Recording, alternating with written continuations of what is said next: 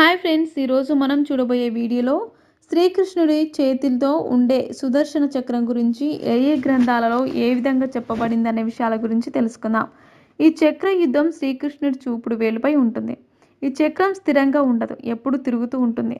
అందుకే ఈ సుదర్శన చక్రం గురించి ఋగ్వేదంలో కాలచక్రంగా చెప్పారు. ఋగ్వేదం ప్రకారం సుదర్శన చక్రం ఎప్పుడు తిరుగుతూ ఉండే కాలచక్రం.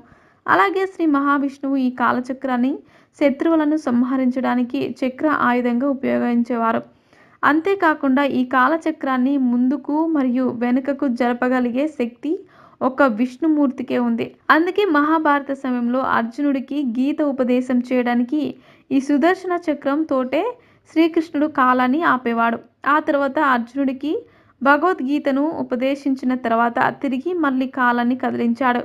అలాగే శివపురాణం ప్రకారం సుదర్శన చక్రం 108 అంచులున్న ఆయుధంగా చెప్పబడింది. అలాగే సుదర్శన చక్రం